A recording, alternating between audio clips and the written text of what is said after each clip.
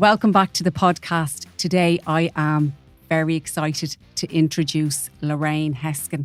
Lorraine is the founder of the Gourmet Food Parlour.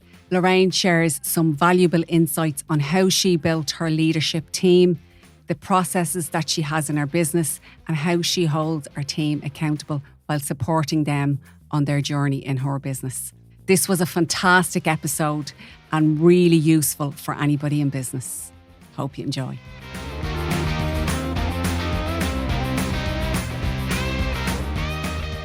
Lorraine, thank you so much for giving me your time. I know you are so busy, and welcome to Get Up 10.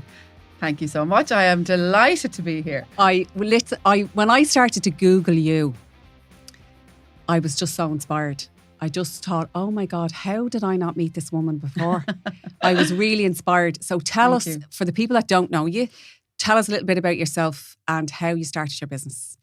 So my name is Lorraine Heskin. I am the founder and CEO of Gourmet Food Parlour, a very proud Galway woman who went to University of Limerick, ended up doing a master's in business, and I moved over to America after I spent 2 or 3 years working in IBM. And in America, I suppose that's where I kind of found my passion for food. And I started working for an Irish import company over there, which was a phenomenal experience. And I just got into food just by chance. And then I moved on and I started working as a broker. So I started working with lots of different food manufacturers and specialty food. And I was traveling all around America, and it was an incredible experience. But the one thing that always stuck in my mind was that I loved the way that the Americans were so positive about dining experiences. Have a great day, walking into a restaurant, and they were so enthusiastic about food. And it was mind blowing.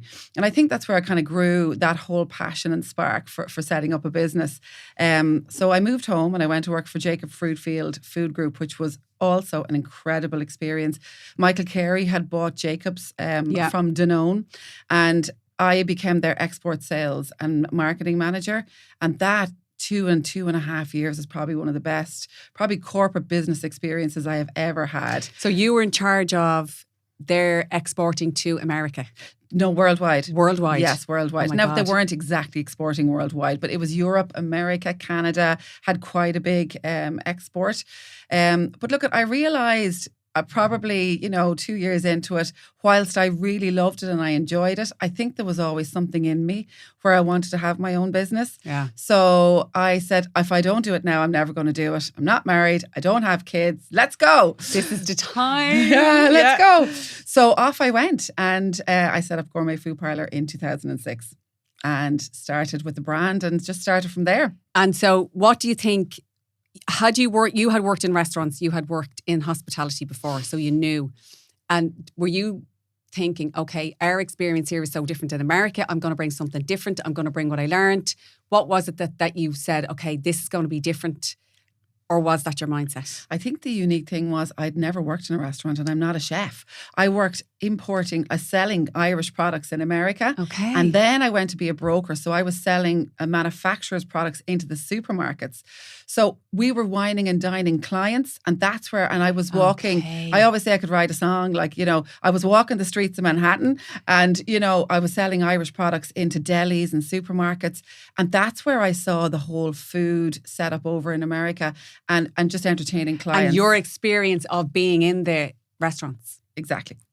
That's exactly it. And I just loved it. I fell in love with it, to be honest. But I think I've always loved going out for dinner. I love that whole experience. I love that you can treat yourself, that you can enjoy it. You can sit down, relax, talk to people. And then you just enjoy this. I just think you feel better afterwards. I think there's something special about it. Absolutely. And I always say, particularly if you don't have to cook the food and clean up after. Yeah. It's the whole, bliss. You just, bliss. So you're bliss. out with the family, and do you know what I love? When you go to a restaurant and people know you. Yeah.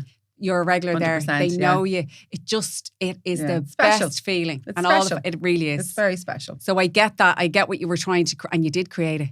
So tell me, I'm not going to now dwell on this too much, but 2006 wasn't great. We were hitting recession.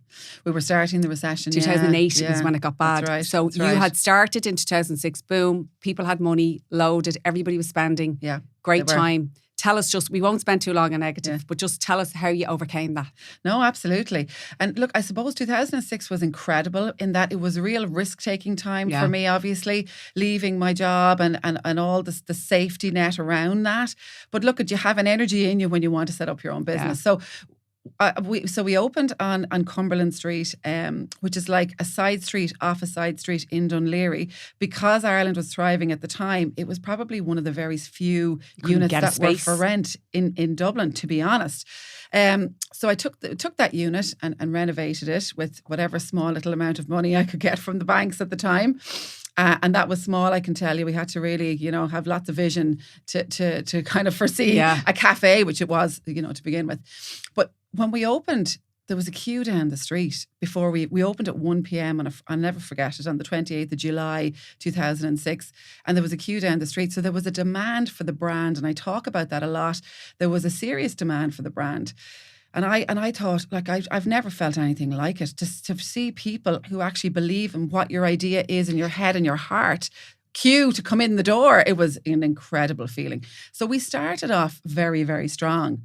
But how did you get that? So if I think about when I started my business, and I was so naive, Lorraine, I laugh. Like, I really thought once the website went live that we'd just be customers out the door.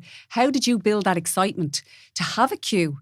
What did you do to let people know about the brand and so that they could believe in it and that you did have a queue out the door? What did you do? Well, I think when there was building works ongoing, I put posters up on the window saying, a gourmet food parlour, cafe, deli, antipasti, wines, desserts, sandwiches, all that kind of stuff, all on the window. So people walk by and, there was a lot of people coming in saying, when are you opening? When are you opening? Okay. So I was there every day, all day, and you just interact with customers.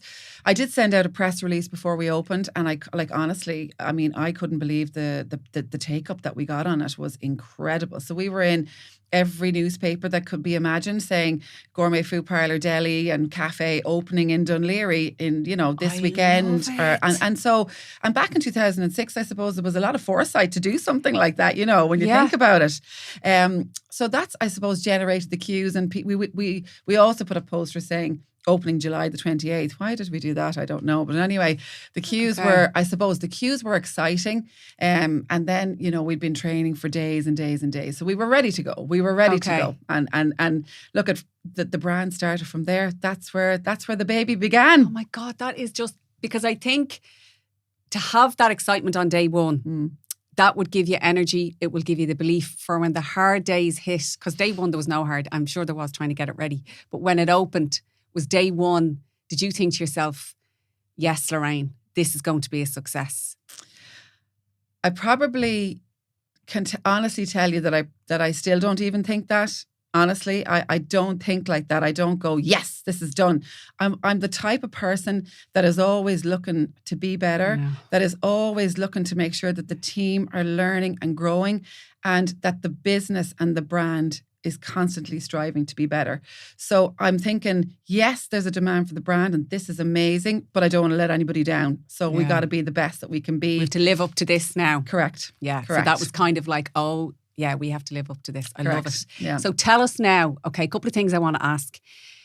For people who maybe do want to trade with America, we won't talk about tariffs, so we're not going to get into all that. But what is different between Ireland and America when it comes to business?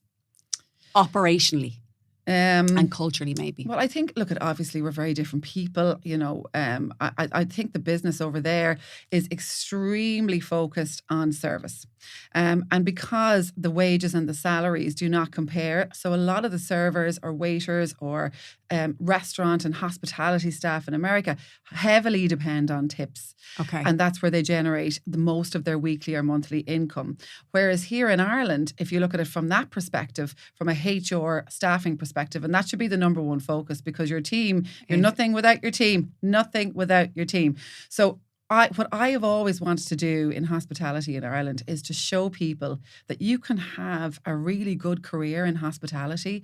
You can create something very special for yourself and you can earn good money and you can live a good life. And that's really important to me, particularly as we continue to grow, that we, that we stabilise that. But then there are those differences. I don't see massive similarities now. Probably back in 2006, there would have been a lot of differences. Okay. But Ireland has really just, I suppose it's created its own niche in its own areas, and it's been its own creator of incredible food from brunch, which is just still as popular now as it was back in 2006, to dinner, to food creativity. And I think we've got the best ingredients in the world. So we win. We win. We win. We win. And then I suppose I'll ask you these questions selfishly. I'm growing my business now. Mm-hmm. Okay. So we're at a stage where I'm thinking about management, senior management team, because you cannot be everything. How many, I won't call them shops, how many restaurants do you have now all over the country? 12. So you can't be in 12 all the time. No. You're only one person. But you want to make sure that the standard is the Lorraine standard, that this is what you expect. How did you start to build out that management team or build out the business that it could run without you? So this is it. I'll tell you exactly what I did. I suppose if I go back to 2006 and then looking at Dunleary, and I could see, that I just didn't want to have one place. I wanted to grow a business and I wanted to grow a brand. Gourmet Food Parlour is an Irish grass root grown business, and we're very, very, very proud of that. And when I say we, I mean all 320 staff who work in it on this particular day and time. We're very proud of that. But I knew I wanted to grow it. And then in 2008, I opened Swords, and then we started off our catering division. So we now have 2 catering divisions as well, one in Galway and one in Dublin. And we're also extremely proud of that. But what I quickly realised as I started was that the worst thing in the world is if the business had to depend on me. Yeah. So in fairness, my husband bought me a 6-month consultancy package to allow me, I suppose, to work with somebody to step outside of the business and look from the outside in. Okay. And when I worked with that lady, her name is Jane Hogan, she's a fabulous, fabulous lady. And she helped me realise, without telling me what to do, she very much helped me realise that I needed to build a plan into the future, because I was very much, the napkins need to be this and the cutlery need to be that. That's what I and mean. Why are those glasses not shine? And what is the situation here? And that customer looks unhappy. Please go over. Now, I still do that, but not to the same extent, I know, and you just drive yourself mad, because I'm the same. I start looking at their work and I'm worried about they sent an email with no full stop or no capital letter, and that's all I can think about then for the day. And I'm like, oh my God, just and if I see that, what else? And that's the standard slipping. So that's very hard to overcome. Stuff. And then it is, you have to say, okay, so you worked with that consultant and you start to think, okay, we need a plan for the future. So what I did then was, I wanted to build the pillars within the organisation so we could absorb growth without redefining those pillars. So by those pillars, I mean, I want to set up a structure within the business that was able to support in every way, shape and form. So that goes from marketing to operations to finance, is how I started with 3 pillars. Okay.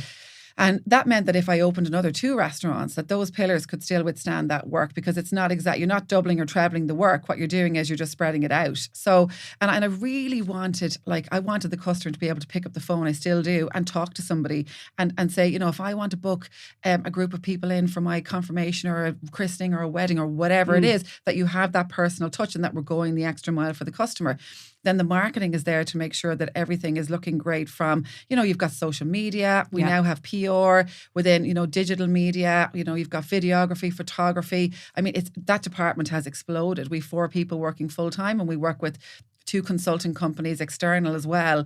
And, it takes a village. So I think it shows how those pillars worked originally, in that they have expanded and they're still there and they're standing strong. We now have HR, we've got new business development, we've got an operations team, we've got a catering and event team, we've got event managers, we've got account managers, I've got a managing director who I brought in 2 years ago. Okay. So that pillar, I suppose that structure that I organised or worked on all those years ago with the team, and they worked on it with me, because I'm never the type of person who says, this is how we're doing it. I brought all the people who were with me into this whole program, and we worked on this together. And it's absolutely about the work that they did, not the work that I did. But that structure has expanded and grown and just organically developed over the years. And, you know, I'm always very mindful that that structure remains in place and that we don't continue to put pressure on people or the business, and that we expand on it when we need to. Okay. And I'm really proud of that. And in particularly for a hospitality business, like we are a restaurant and a catering business. That is what we do. You know, we are a 7-day-a-week operation. Yeah. We are open for breakfast, brunch, lunch and dinner. You also have the catering side, and you can also order for takeaway. So there's a lot of strings to our bow, a lot. And, you know, and it's very demanding. We close 2 days a year, Christmas Day and Stephen's Day.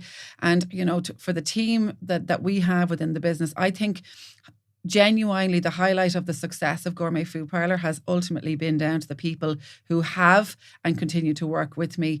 I mean, we have had and do have the most incredible people, and I'm so lucky to still have people with me. I'm 20 years in business next year. I have people with me 18, 19 years. I have people, you know, and that's what makes me proud. Yeah. And it's really important to get like I see it now. I have some people, I'm only 6 years in business, Lorraine, but I see the people who are there with me from day one. Amanda in particular, they care. It's in her DNA. She cares if the business grows. Yeah. And I love to see that. And for me, we're at the point now where, okay, we're ready to go. We're looking at different markets in the UK. But to have that structure, and I did exactly what you've said, but I will take on some of your advice. I think the 3 pillars is brilliant. I think to have that structure and then to look where people are overworked. But what I did do was start to spread the work out between them so that nobody gets overloaded, and we're watching that all the time. Because you have to watch, like you, it's trying to watch the finance with the people to make sure we've enough money there to cover the people, to cover the wages, to cover the salary, the rates, the da-da-da-da-da. But you don't want anybody overworked. So it's a fine balance. Yeah. And it's something that as you grow, it's terrifying some days.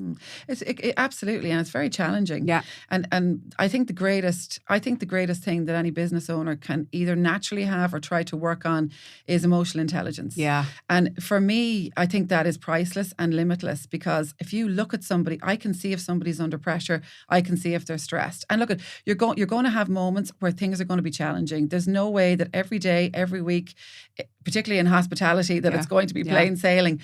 But I think that if you can just guide and lead your team with that strong emotional intelligence, I think they'll provide more respect for you, and also create a culture of respect within the business. You know, I think as we continue to grow, it's the one thing that I feel so strongly about. You know, yes, we work hard, we have a lot of fun though.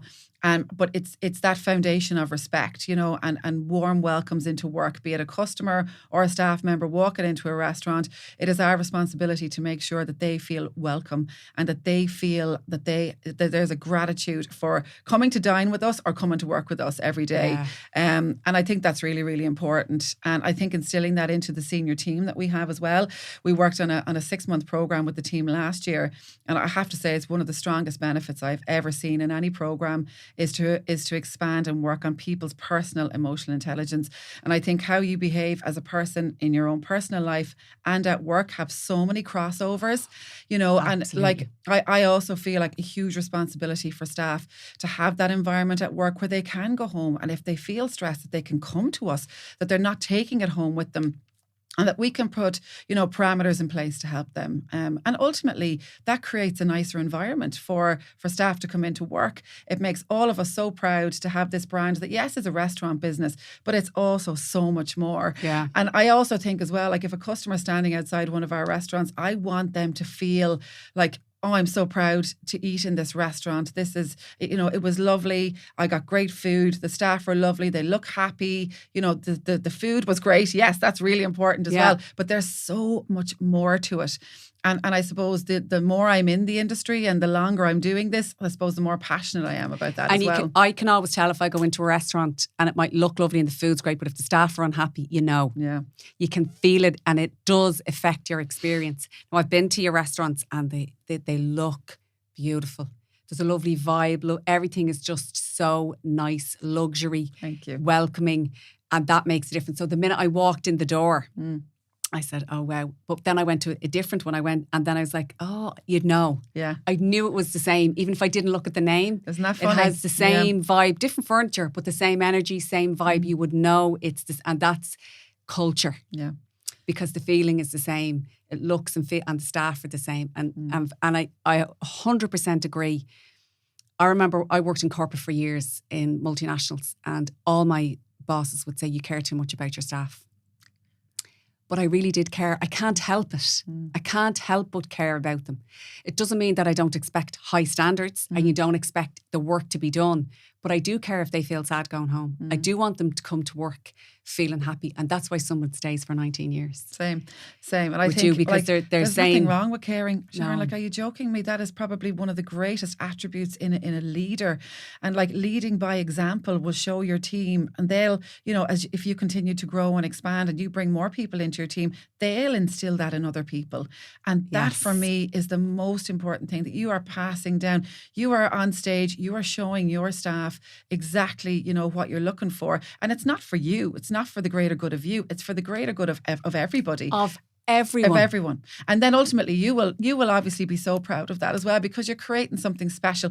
And I always say that, like, I want to create something special. I want to create a food business in Ireland, that just stands for itself, that we're so, so proud of. And we're on this journey and we're continuously growing, which is amazing. But we're on this journey, 20 years next year. I can't believe it. I really admire you for loads of reasons. It's very brave to leave a corporate job and go into hospitality, particularly when you had never worked in a restaurant before. I know. Absolutely brilliant. Did you have staff there from day one that would help you set that up, or no? You just went? No. I'm a bit of a lunatic. No, that's really good though, because look at it now. And sometimes I look back, and I really hadn't a clue. I knew I could do my piece of work very well, but you learn so much. It's just such a learning journey, and you're probably still learning. Yeah. Oh, every day's a school day. Sorry about the cliche, but it is. But at the beginning, like, it was bringing my own ideas that I had in America and putting it into this business, and I was so excited, and I felt like nothing was going to stand in my way, And that was small. Like, it was a 20-seater cafe, and I imported specialty food from America, and I put all these different, shelf units to the right. And I remember everyone saying to me, they'll be gone now within a month because you'll need bums on seats, you'll need the sales. Well, they were so right. Those shelves were gone. Even though I loved the fact that I could import the foods that I was working with when I was in America, because I think there's such incredible products over there.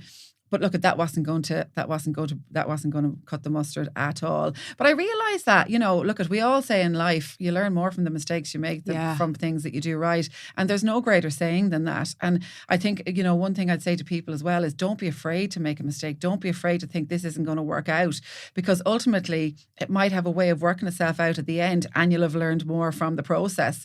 And that is as true as anything. And I think if there's one thing I will always say to people is, just don't be afraid. Go and try and do it. If you have it in you, just try. Go for it. Yeah, I love that. Go for it. And do you think your sales background, definitely, look, I think sales, we're all in sales. We have to be able to sell our business. So the ingredients that we have here, yes, brilliant, fabulous. But the sales background and maybe some contacts that you had, did that help you in any way? Did you make contacts in those multinationals or in America that helped you on the journey? Definitely my sales background was a huge bonus. I think I would encourage anybody to do sales, even just for a few months or a year or so, because I think it's probably one of the greatest life lessons. It's a difficult job. It's very challenging. Yeah. Nothing is handed to you on a silver platter. You have to work for it. And like anything in life, if you have to work for it, it'll actually, if you achieve and you succeed, it'll be so much sweeter because you've done it yourself. But the sales part definitely helped. At the very beginning, I suppose the areas that I was most uncomfortable around was the whole financial side. I'm not qualified accountant. I wasn't financially savvy at the time.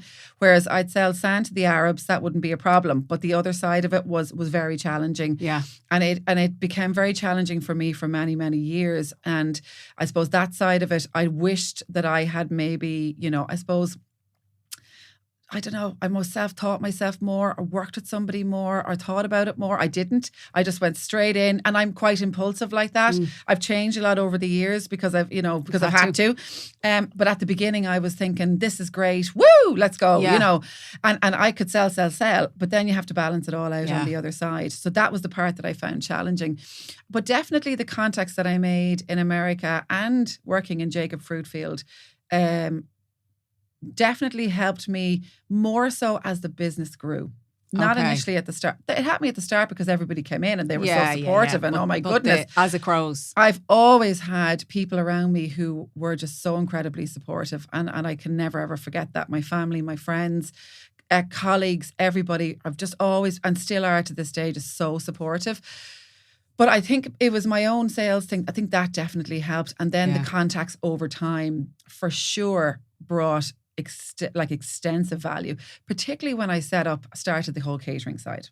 The catering side is incredible. When we talk about the financial side of the business, I think that is the most important because if we're not making money, we can be just very, very busy for no money, and the profitability of the business is so important. Did you get somebody in then that said, okay, I need to look at these finances? What did you do about that gap that you had when you recognised it? Yeah, well, I got a really good accountant. I started working with them, brought the banks in, asked them to give me a little bit of advice as well. And I think just kind of, levered people around me. Yeah. And then I spoke to people who were in the same business as me as well. And then I spoke to some suppliers. So I kind of started that whole chain and command. But ultimately, at the end of the day, you have to understand your own figures. 100%. Yeah, and you have to. You just have to get good at what you're not good at. Correct. And I think that's the beautiful thing. There's certain people who just will thrive in business because you have to have an open mindset that you want to learn. Always. And say, okay, I don't know that, and acknowledge what you're not good at, but then learn a little bit about it so that you can question what that looks like and ask questions around your finances, around your marketing, and I think for me, I did everything in the beginning. And now as I'm starting to pass the book, but I know what questions to ask because I've done it. Yeah. So I would say don't blindly trust anybody on anything. Get a little bit of knowledge about it and do what you did. I love that you went to your suppliers, you went to the bank, you asked for the help and the support. And just their own insight, particularly when you're a new business and you're just starting off on that journey. There's a fine line, but a huge difference between cash flow and making a profit, okay? And you can run your business on cash flow and probably be confident that you might make a profit. But in my line of work, you cannot rely on that at all.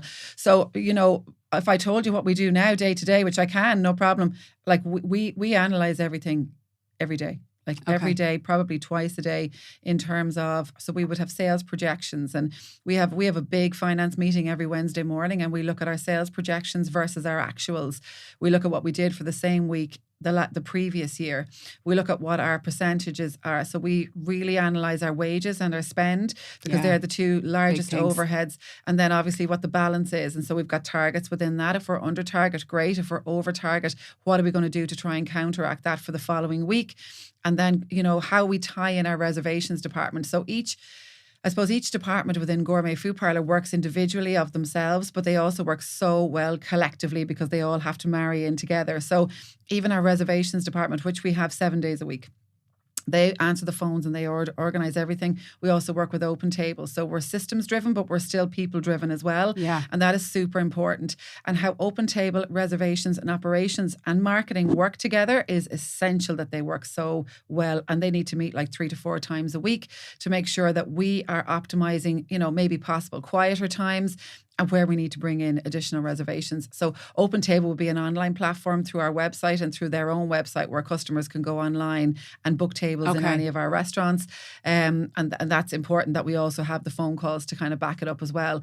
But just going back to the whole financial side, it does take a village. And I'm very, I'm very strong on everybody understanding and knowing what the business needs, because you can't just keep it to 1 or 2 people or else nobody will know what they're striving towards. Okay. So every restaurant will have their own targets, and based on those targets, they'll know what they need to achieve every day and every week. And I suppose that gives them something to work towards as well, that it's not just, you're not flatlined, that you're working towards a goal. And I think that's extremely motivational for people. Brilliant. Because then they feel, okay, they know where they should be and what direction we're going in and what is good and what's not good and what's expected of me. Yep. And, a quiet day on a Wednesday might be okay, but what are we going to do? I love the meetings that you do where you bring people together and we talk about where we are versus where we should be. Yep. If we're ahead, if we're behind, yep. And then look at spending. So if you look at your spending, do you ever then say, okay, we're spending too much, the water's too expensive, we're going to have to look at a different supplier? Are you that in the detail, or do you have somebody else doing that now? So I have a purchasing manager, Yeah. and he works on everything that we buy. He analyses everything from, like, currently we're renovating our Santry restaurant. We're putting in a cocktail bar, brand new restaurant furniture from top to bottom. So I could show Simon, we love this. You know, I've Pinterest, I'm AI generated ideas, I have everything. And he's like, right, steady, Lorraine. Now I'll have a look at the different prices for all of those aspects. Right. And obviously the food is the number one most important thing that we buy. We look at our top 10 items on high volume. And Simon he's looking at pricing daily. So he looks at everything. And what Simon will do then is Simon will send a report out to all the head chefs and the managers by location every week and let them know what his buying observations are from their shopping basket. So we use an online system for all our purchasing. Okay. So the managers and the chefs every day, we buy every day. We buy in every day because we're a 7-day-a-week business. So we don't hold anything in for long periods of time. We buy fresh food, every day. And if it is a supplier, we'll only deliver 6 days, that's okay. We can order enough for 2, but that's the maximum. So Simon will analyse and he'll look at what the purchasing power is by each unit, and he will send them a report on his observations and give them a full detailed report, so that they have that information to hand. They can see, okay, we were a little overzealous there. Let's look at our sales report. Let's look at our statistical analysis. Okay, so what were our best sellers last week? What were our top 10 dishes? How does that compare to my buying, and how can I work together? So you're not just you're actually instilling a lot more commercial responsibility, not just throughout the management team. Accountability, responsibility. Yeah. They understand what they're doing. Each business itself needs to be profitable. They know that, but the collective needs to be profitable. Correct. I absolutely love this. And what I love, Lorraine, about this and our conversation is there's a lot to it. There's a lot to running a business. It's not just open the door and pour a cup of coffee. No. There's a lot more going on there than people realise for it to be successful. So when you're saying I've 12, that's massive. 12 profitable businesses. I'm running one. Right, I'm tired. But I just think that there's a lot more going on in the background that people need to think about. When they're starting out. Don't let that scare you. It's not like that on day one. No. But to grow and scale a business at the level you have, you need those structures in place. I love them all. I think they're brilliant. But you need that structure around every little thing, around HR, around sales, around marketing. It's a wheel, and that it all needs to be going. It does. And if one stops, it's going to impact the whole business. Yeah, it is. So I love that, and it's really, really important for people to recognise and realise that. And most people that listen in here are leaders in business or they're entrepreneurs. So this for them is valuable. Yeah. And the insights that you're given, to give responsibility to your team. Now, I suppose for me, how much information do you give your team on the finances, the profits? Do you let them know everything, or do you hold some things back? This is a question for me because I'm always nervous. Like sometimes when people see sales or they see a full restaurant, they think we're loaded. But that full restaurant might not equate to profit at the end. Correct. So sales always don't equate to profit. No. And sometimes they can be looking, thinking, like, we all need a salary increase here because this is packed. But do you give them the information to understand that a packed restaurant, it sounds like you do, doesn't always equate to profit? So, well, what we give them, and I think full transparency is very important. So what we give, so all the senior management will be very privy to our finances. Okay. And what we would do is they understand what the sales are every day, and then what the financial results are. So my finance manager, Joanna, she'll send out a report to us every Tuesday in advance of our Wednesday finance meeting. And she'll show us the results by location. So all of those restaurants plus our catering divisions as well, because our catering is a huge part. It's a huge part. It's probably a third of our turnover. And the catering is where you go and deliver to homes, to parties. Is that what it is? So our catering division, so we've got a 7,000 square foot facility in Santry. Wow. We have about 55 people working there. We've got 20 vans on the road. That's the one in Dublin. I've launched one in Galway as well, just about 8 months ago, and that's going super. We're looking for premises down there at the moment. But So what we are is we're Ireland's #1 sports caterer. So we work with elite sports teams. Okay. So we work with the Olympics. We work with all the athletes in the run up to the Olympics for the last 8 years. We are official food partners of Dublin GAA. So we're very heavily involved in GAA sport, refuel, nutrition. We work with lots of rugby teams. Okay, so these are like, you're looking at the macros, the protein, the carbs. We are, yeah. What we do, I suppose, in our catering division that really is quite unique. We're also corporate and we're also residential. So we deliver for parties in people's houses. That would be, the smallest element. But then we've a lot of big corporate clients as well. So we would be in a lot of businesses, and we would also deliver. We do a lot of events. So it's a Brilliant. huge department, and that in itself is like a business in its own right. So we have an incredible team there. Again, people who've been with me a very, very, very long time, working as passionately today as they did the first day they came in, which is a credit and a testament to all of them and their will to want to be better in their jobs, which I just love. I love to see things like that. So all of the catering is that's a huge part of the business. So we would analyse, I suppose, the finances, obviously, of all of that. That's practically a business, and then all the restaurants individually. And are they competitive? So they get that report on a Tuesday for the finance meeting Wednesday. Is there a little bit of competition there to see who's doing better? I think so. No restaurant manager can see how anybody else is performing. Okay. Unless we have a restaurant like a manager's training day or a get together in advance of Christmas or whatever, and then we show people. But I'm not a huge fan of throwing people under the bus. Okay. And sometimes, depending on a location, a year to date financial result in a restaurant could be, funnily enough, weather dependent, could be dependent on the fact that, they've just had a couple of challenges. There's roadworks outside. Anything can happen. And I don't think that's fair. Okay. Whereas every manager gets their financial results every week. And that's really important. And then apart from that, then they would see that. But it's the senior team who sees everybody's. Okay. The senior team sees everybody's. But I've also created a culture as well, is through some restaurants could be performing really well and could carry others.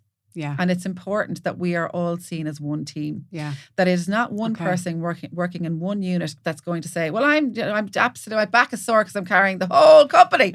It's not that. It's everybody. Again, I go back to the different departments. It's everybody who works hard every day to contribute to the overall business and the brand. And that's really important. That everybody understands that their net worth, is contributing to the overall company. To the overall brand. And the company would not have grown to the stage that it is today if we didn't take that approach. Okay. So you'll look at them individually and say, okay, we might have one that's lost money for 3 months, but we know they could pick up, but we've enough here. We have enough here in the business to cover that. And that's okay. Exactly. And that's a very secure place to be, that you're not dependent on every single restaurant to be profitable to stay in business. Correct. Very, very nice. I love it. On the bad days, when it's tough, or if you think about your toughest day in business, what do you think is in you that helps you to keep going? Do you think it was you were just born like that you have resilience? Was it your upbringing? What do you think it was, Lorraine, that just, because I know, I can tell you have 20 years in business and hospitality. You have had bad days. Even if you don't tell me, I can imagine. What do you think it is in you that just allows you to push forward? So listen, of course, I've had bad days. Everybody has them. Yeah. And I've had days saying to myself, what have I done? What am I doing? Why? And there are moments over the years, I can tell you, that I've really wanted to not be in business anymore. Yeah. Not for the brand or the staff, but for myself, just to get a minute. And, a lot of the time you feel like there's so many curveballs coming your way. You think, why? What is it? Like, if I even think about what we've dealt with since 2020 with COVID, then you've got the Ukrainian war, food prices going up, energy, rent, rates, wages, double wages, the minimum spend, VAT went up. I mean, it's like nobody wants you to be in business. Yeah. But at the end of the day, I could sit here and talk about that for 2 hours, and I am not that type of person. Anybody who knows me will know I am a glass half full person, but I'm a realist. I know that if I am having bad days, I just have to feel it and I got to get through it, but I will.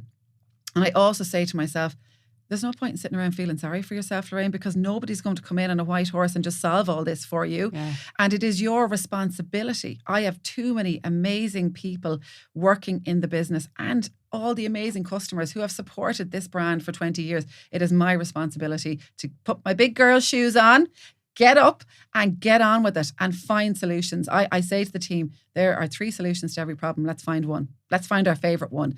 And ultimately, we're not like that all the time because that's not realistic. No. But it's okay to take a minute. That's what I would say to people. It's okay to take a minute. It's okay to feel lonely as a business owner. It is a very lonely job. But surround yourself with good people. That's people internal in your business and people external. You know, like there are things that have happened to me over the last few years that have been absolutely incredible. The EY Entrepreneur of the Year program was probably one of the greatest experiences of my life. I am now very luckily on the board, and I have people that I can pick up the phone and talk to who understand what I'm going through because they've been through it themselves and they're so willing to talk about it. And it's not just because I was on that program. There's people I've met in business through loads of different events. Networking is huge. Surrounding yourself with people who understand what you're going through is ultimately one of the most important things, because you have a role as a business owner and that is a huge responsibility. But you have a role to be yourself too and live your life. Yeah. And you have a role to be vulnerable. And that's okay. I think that is important to show that you are vulnerable. You're not this, superhero. Exactly. And that you are a person, and you've got a life outside work. And it's very important to me that I'm a good mom, that I'm a good wife, a good sister, a good daughter, and a good friend. But I want to be a really good role model for people that work for me. I want people to be proud to work for me and with me, and be on this journey with Gourmet Food Parlour as well. So those bad days, again, I talk about making mistakes. Yeah. I nearly think the bad days turn you into a better person. I think they do. And I think loads of things resonated with me there. I find it very hard, Lorraine, to stop working because I feel the weight of the responsibility for the team. I feel for our customers, for, everything to be right, for the growth. And it's very hard for me to take time to be the friend, the sister, the daughter, the wife. Like all I do is kids, like family life and work. I don't do anything else now. I'm finding that bit hard. And I know I need to take the step back. I'd love to get a mentor now in the business that has been there. Yes, I would love that, Lorraine, because it's so hard for me. And then the guilt. Yeah. When I'm not working, I feel guilty. Then I feel guilty I'm not spending enough time with the kids. Then my mum is sick, I'm not with her. And some days you're like, oh my God, this is just so hard. Yeah. So I think and as I grow, I need to get that balance back in the business because it will consume me. I feel it. Yeah. I feel it. But I think you need to be, first of all, be kind to yourself. Okay. You're entitled to your time off work. You're entitled. And I think once you realise that, that's a huge first step for you, because we're like sisters. I am 100% a workaholic. Yeah. And I feel I have felt the guilt of not being there for everybody all the time. But what I'm doing is then, if I'm doing that, I'm actually not being good to anybody. Yeah. And that's the key. And letting go was probably one of the hardest things for me. I spoke earlier about bringing a managing director into the business, and I talk about I had the Guinness Book of World Records of interviews with him. Over 10 months I met him. And when I offered him the job, I think he was like, great, thanks, Lorraine. That's amazing. Yeah, because I was like, but now, are you sure that you could? Are you sure that what was so important to me was not that he was the right person for the job, but that he would respect the culture and the people who'd been in Gourmet Food Parlour for all those years, whilst me giving him the respect to be able to come in and also bring the business to the next level by making necessary, positive, good changes. But ultimately, that was one of the best things we ever did. He's great. He's amazing. And, it's funny. I think it's really when he came into the business that I have allowed, and that was 2.5 years ago, that I started to allow myself to give myself a break and to take a different role in the business and really think about what do I want within the business? Where do I want to go? Because I don't ask myself that question very much in my personal or my professional life. And I had to ask myself all these different things. And I think like that has probably been an awakening for me, because it's really helped me probably to be better in my job, to be a better advocator of the business, outside of the office and outside of the, you know, the napkins and the forks and the day to day and the because whoop-de-doo. when you're in this, and when I start that, like they all think, oh no, she's gonna now wreck everybody's head. So but it's so hard, Lorraine, because you know, you're like, I wouldn't send that email in that way, and I wouldn't Yeah. But the team I have now is the right team, and that it took me 4 years to know who I needed in the business. I thought I knew who I needed. I thought it was this type of person. It wasn't. Now I have the team, and it's only now that I'm starting to kind of let go of little things, and I have somebody who checks the stuff and says, I'll deal with that, because if you start in there, that's just going to consume your brain for the day. Where I need to be doing meeting people, getting new customers, looking at the marketing, looking at the stats and the growth. But if I'm here checking this, and that's just But crazy. I also understand as well, it's important as an entrepreneur, a businesswoman, to be very confident in your team before you grow. Because if you grow and you start making mistakes, then ultimately it affects your brand. And it affects their jobs too. Yeah. So there's a fine balance between knowing, yes, I'm secure in my team and I believe in all of you and we're ready to take the next step. And ultimately, you have to go with your gut, because it's your business and your brand, and it's, you know, it falls back on you. It always falls on you. And I will always say I take responsibility for everything that happens, no matter what it is, even if I'm not there or I don't know about it. You know, you have to. And that ultimately is how you're going to guide your team to move forward. And I understand that. But it's you know, I suppose when I worked with Jane back, the business consultant, and I've worked with lots of people over the years, it wasn't just that, but it's understanding, I suppose, who I am as a person, and going back to that emotional intelligence, like what are my strengths and what are my weaknesses, and identifying your weaknesses and surrounding yourself with people who are strong in those areas. And that's where you get that sweet spot with that team. And you know what? When you've got people around you who are all working in their strengths in their job, that's something very special. Yeah. That's something very special. And I can feel it this year, really towards the end of last year and this year. I feel we'll be 6 years in August, the energy, and they're ready and they're not afraid. You know, when I said, look, we're going to the UK, they were like, okay, we've the systems in place. We're working on all the background stuff so that we're ready to go. And I've also, when I'm interviewing somebody, because we're a small team, I involve them in interview one. And I say, what do you think? Because ultimately, they have to be a team fit in a small team, and they have to feel, I can work with this person. And then they feel like, okay, I liked her. And then when they come in, there's a lovely welcoming for that person. And I heard something recently in the business and I just loved it. One of the girls said, that's not how we do it here. And I thought, yes, I don't need to say that. Exactly what you said. It's now the culture. Yeah. This is how we do things here. That's not good enough. And I think what's really important, that's so fabulous that you're involving your team, and like in interviews, like for me, I don't interview anybody anymore unless it's a required second or third interview for a very senior position, which is wonderful, because ultimately you're putting the trust in the team to be able to bring people in.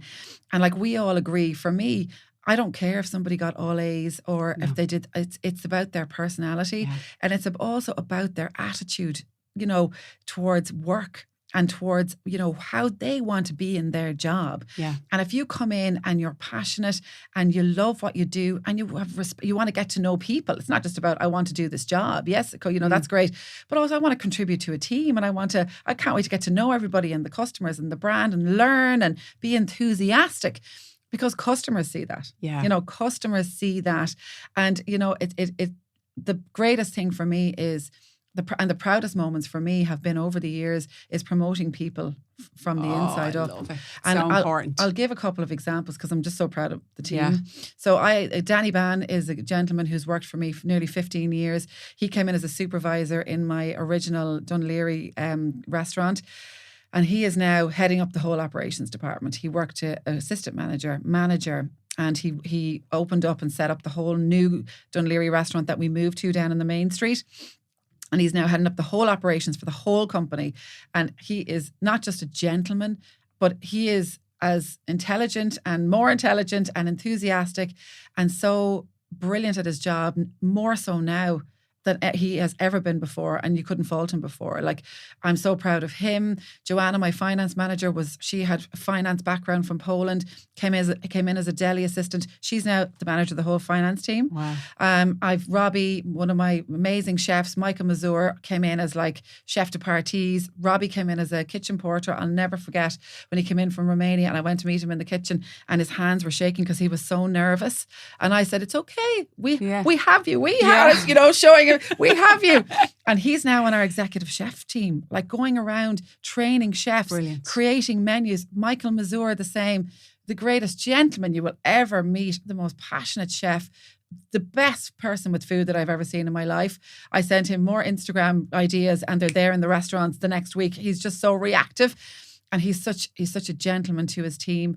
And that's what makes me so proud. It's not about what we turn over or what we do or it's the people. It's the people. And they put the biggest smile on my face every day. Yeah. And we're just so lucky to have them. We're so lucky to have them. But isn't it great that they know they'll really be a representative of you, a representation of you in the business, because they've been there and you guided them, and it was your hand and your way of doing things, and you brought them along. So they're as proud of Gourmet Food Parlour as you are. Yeah. They wear the brand like you because they've been there so long, and that they know I've been on a journey. I've learned so much on this journey.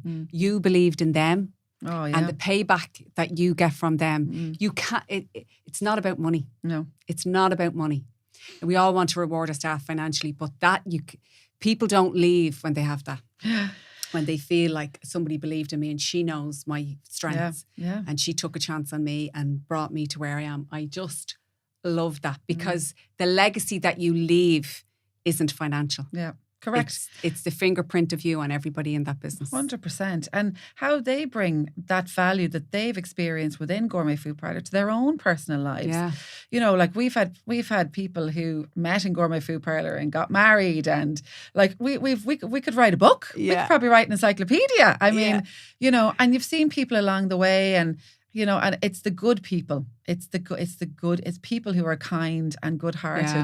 And I always say, that's why I even say to yourself, be kind, because we're so hard on ourselves, women in general. Yes. And notwithstanding that, female entrepreneurs, like I'm a really proud female entrepreneur. So proud of the fact that you can have a business, run your business, have a family, and do it all. Yeah. Do it all. Of course we can do it all. Absolutely. Absolutely. Is it going to be challenging? Yes, it is. But we can still do it, Yeah. And I think that's really, really important. And if I could voice that as much as possible out there to anybody, I would say that, you're going to need help along the way, but there's nobody, male or female, who doesn't need it. Everybody needs help. And I think it's so important to say that, oh no, I'm fine. Nobody's fine. Nobody's fine all the time. You're just not. And it's okay to say it, and it's okay to not say it, but say it to the people that you trust. But just look after yourself, Yeah. Like one of the things for me now that's paramount in my daily routine is a 5K walk. If I don't get it, I try to get it 7 days a week. But if I don't, I really try to do five days a week, because it's a bit of time for myself. Because even just for my own free of my mind, listen to a podcast, switch the brain off for those 45 minutes and just take that time. And it's important. And I think probably up to about a year ago, I wouldn't have prioritized that. Yeah. Oh no, the kids need to eat. Oh no, I need to do that email. Oh no, I need to go on that call. Oh no. So now the greatest thing that I've learned over the last 12 months is that it's okay to prioritize yourself. Yeah. It's okay to prioritize yourself, because you need to. You are a person, and it's important. And then how you show up for the team is probably better. Yeah. Absolutely. Because look, I am struggling with that. I told you it's very, very difficult for me. But I know, for me to get to the next level that I want to get to, that I will get to, I need to be in the whole of my health. I need to be okay in all areas of my life. And I can't be opening a UK business worried about my kids because I'm neglecting that, or feeling unwell, or not me, so that for me, that's where I need the guidance of somebody else. And it's very, very difficult when you don't come from a family, or none of my friends opened businesses. So I don't have somebody to go to that's a few steps or 10 steps ahead of me that could say, listen, this is what you need to do there, or just to pick up the phone and talk to them. I have a few people that are in business, but nobody really ahead. Yeah. Nobody who's where I want to go. And that's hard for me. Yeah. Because, if I said it to my friends, they're like, they just don't have the same experience. It's different. Yeah. And that's okay too, because, they have people who have careers, people are busy. People's lives are busy now. And, you probably wouldn't understand what they're going through at work maybe either, So it's all about perspective. It's everybody's individual journey, But that's why, and I have a lot of cliches, my own cliches that I like to use, but it is surround yourself with like-minded people and good people who are honest. And it's funny, I'm wearing bracelets today, and you spoke about resilience, and I've got 2 words there, respect and resilience. And they're important words. They're important words to they're kind I like of like that you wear them. My mantra. They're made by 2 beautiful girls in Galway, proudly my bracelets, and they're supporting neurodiversity. Okay, very good. Brilliant. Yes. We will get on that. 2 12-year-old girls, they're incredible. Yeah, I know. So listen, what's next for you? I mean, I really admire you. I'm going to keep in touch with you. I think you could be brilliant for me. I need you. But what's next for you? So I think we're really looking at expanding to Galway, expanding our catering division down there. We launched it 8 months ago, and we're really, really proud of how that's going. And we're working hard on it, and we're making some really good inroads. We bought a very small catering business called SKG from a great man called Anthony Healy, a local Galway man. So we've merged forces with him. We're working with his client portfolio, and we built our own. So we've merged both together. So I'm really excited about that. And showcasing what we can do in the West, where my home county is, Galway, and the surrounding area. So really excited about that.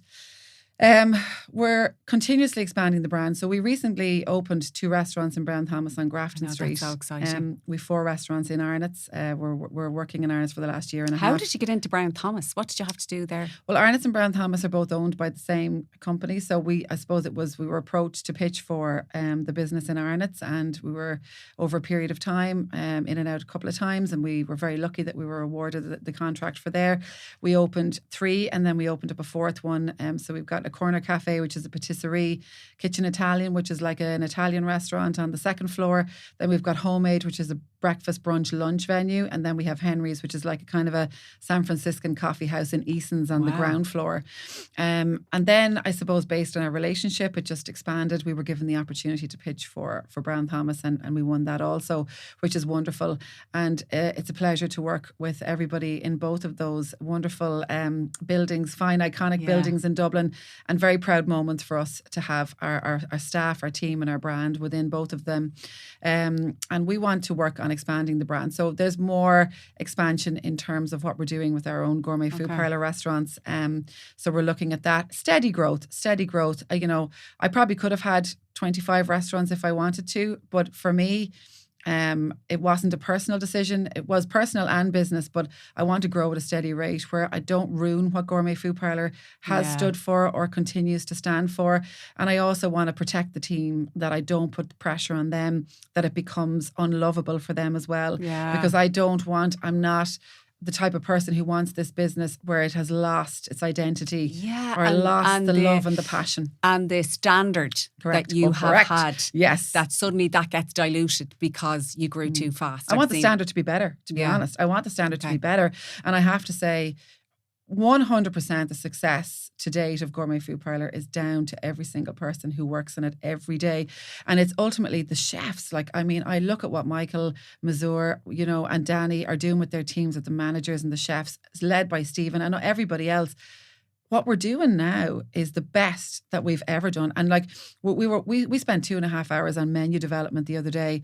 And this is based on lots of other meetings coming out of it. But we want to expand and develop who we stand for as a business. So we've brought a really high-end pizza concept into the business over the last 12 months.